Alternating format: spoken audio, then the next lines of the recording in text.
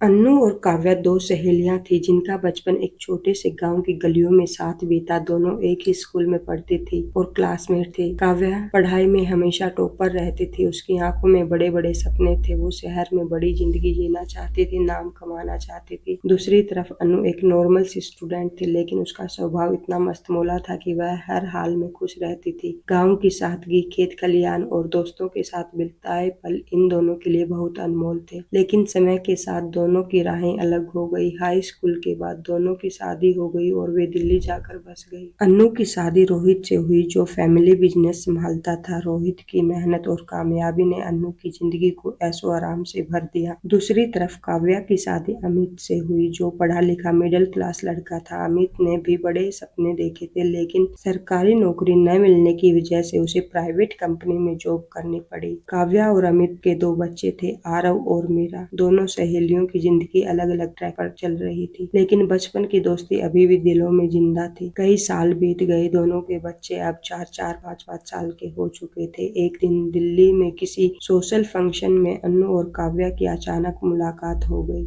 दोनों इतनी खुश हुई कि पुरानी यादें ताजा हो गई। वे पास के ही एक कॉफी शॉप में बैठ गई और घंटों बातें करती रही। फैमिली, बच्चों और लाइफ की छोटी बड़ी बातें चलती रही। अन्नू ने बताया कि रोहित का बिजनेस अच्छा चल रहा है, बच्चे अच्छे स्कूल में पढ़ रहे हैं और घर हमेशा हंसी खुशी से भरा रहता है। काव्या ने भी बातें शुरू की, लेकिन जल्दी ही उसका मिजाज बदल गया। वह अपने पति अमित की बुराई करने लगी। उसने कहा, अन्नू, अमित तो बिल्कुल निकम्मा है, उससे कुछ नहीं होता। मेरी लाइफ तो बर्बाद हो गई है। मैं इस जिंदगी से तंग आ चुकी हूँ। अन्नू ने हैरानी से कहा, काव्या, ऐसा क्या हो गया है? अमित कुछ काम तो करता है ना? घर कैसे चलता है? बच्चों की पढ़ाई, कपड़े और खाना पीना? काव्या ने झिझकते हुए कहा, हाँ, वो प्राइवेट कंपनी में जॉब करता है। यह सब तो हो जाता है, लेकिन इसमें कौन सी बड़ी बात है? अन्नू ने धीरे से कहा, तो फिर तुम्हें और क्या चाहिए काव्या? बच्चे पढ़ रहे हैं, घर चल रहा है, और फिर तुम इतने परेशान क्यों हो? काव्या के मन में अभी भी बचपन वाले सपने पल रहे थे। बड़ा घर, महंगी गाड़ियां और हाई फाई लाइफ। अमित की मेहनत उसे इन सब के सामने बेकार लगती थी। उसने चिढ़कर कहा, अनु, यह सब करने में कौन सी बड़ी बात है? यह भी कोई जिंदगी है। मैं तो कुछ और चाहती थी। अनु ने समझाने की कोशिश की, काव्या, जो तुम्हारे पास है उसकी कदर करो। हर किसी को सब कुछ नहीं मिलता, लेकिन जो है उसमें खुशी ढूंढनी चाहिए। लेकिन काव्या अपनी ख्वाहिशों में डूबी रही। उसने उल्टा अनु पर ताना कस दिया, तुम मेरी तकलीफ नहीं समझ सकती अनु, तुम तो ऐशो आराम की जिंदगी जीती हो। अनु चुप हो गई। वह और कुछ कहना चाहती थी, लेकिन काव्या की बातें सुनकर खामोश रह गई। कुछ महीने बीत गए। काव्या का अमित से झगड़ा बढ़ने लगा। वह बार बार अमित पर दबाव डालती कि वह कुछ बड़ा करे, जिससे ज्यादा पैसे आए, नया घर बने और वह अपने सपनों वाली जिंदगी जी सके। अमित, जो पहले ही नौकरी और जिम्मेदारियों में दबा हुआ था, काव्या के तानों से टूट चुका था। एक दिन मजबूरी में उसने गलत रास्ता चुन लिया। वह नशे के कारोबार करने लगा और एक गैंग से जुड़ गया, लेकिन यही उसकी सबसे बड़ी भूल साबित हुई। कुछ ही दिनों में तस्करों के बीच झगड़ा हुआ और गोलीबारी में अमित मारा गया। काव्या की जिंदगी पूरी तरह बिखर गई। वह बच्चों को लेकर मायके चली गई, लेकिन वहाँ भी चैन नहीं मिला। भाभी के ताने, बूढ़े माँ बाप की मजबूरी और भाई की आर्थिक हालत ने साफ कह दिया कि वे काव्या और बच्चों का खर्चा नहीं उठा सकते। मजबूर होकर काव्या फिर अमित के पुराने मकान में लौट आई।